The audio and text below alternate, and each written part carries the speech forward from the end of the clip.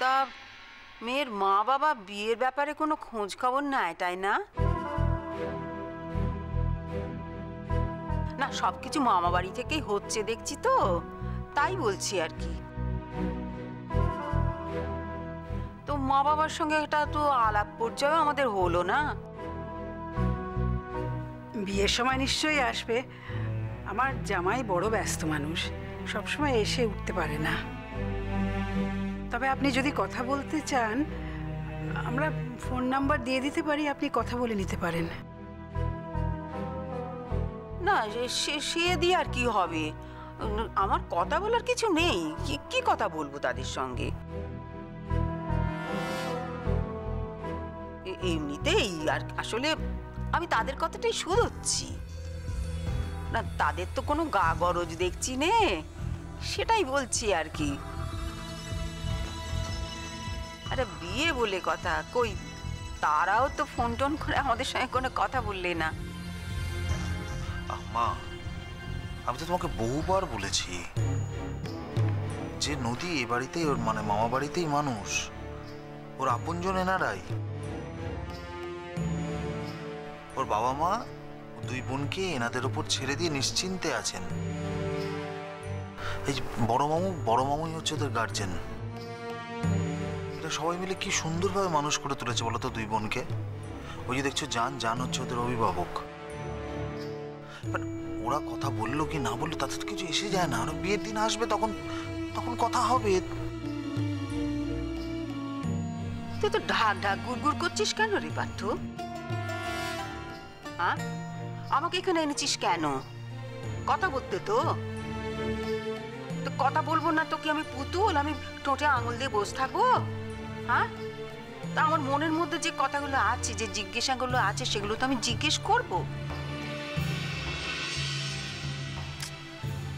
মা, তুমি তো জানতে যে বৌদি তার মামা বাড়িতে থাকে। এই তো সেই দিন এত কিছু তুমি জিজ্ঞেস করলে ওকে। তোমাকে তো বললো বৌদি যে ওর মা বাবা দিল্লিতে থাকে, তো আবার এখন এত এইসব কথা বলছো কেন? এই তোমাকে নিয়ে আসাটাই না আমার বড্ড ভুল হয়েছে। সব সময় কেবল বড়দের কথার উপর কথা, বড়দের কথার মধ্যে কথা। মাইমা থাক না, ঠিক আছে। আরে বাবা, কত ছেলে মেয়েরাই তো মামার বাড়িতে মানুষ হয় বলুন। ও সেরকম ভাবেই মানুষ হয়েছে। তাছাড়া এত ভালো একটা ছেলের খোঁজ যখন ওনারা পেয়েছেন, তখন নিশ্চয়ই কোনো আপত্তি থাকার কথা নয়। তাই কথা বলে আর কি হবে বলুন। তবে হ্যাঁ, সৌজন্যতার খাতিরে মাইমাকে কিন্তু একটা ফোন করা উচিত ছিল। দয়া করে একটু ওনাদের বলবেন একটা ফোন করে নিতে।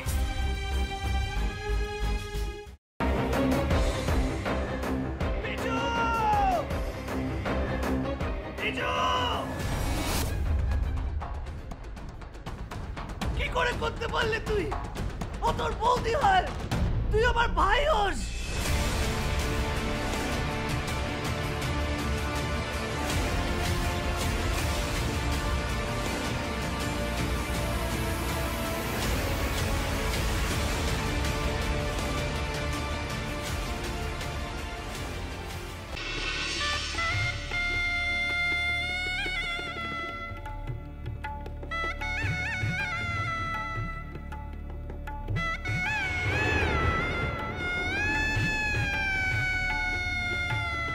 বুঝতে পারছি না আরো একটা বড় ব্লান্ডার করলাম কিনা।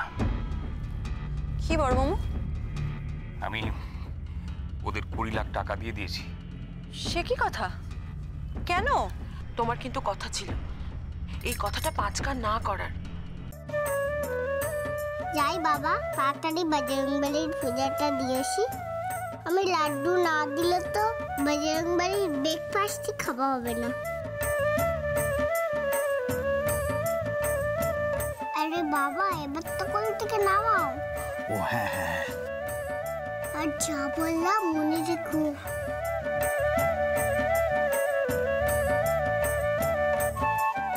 ইয়া ইয়া সাবধানে সাবধানে দেখে।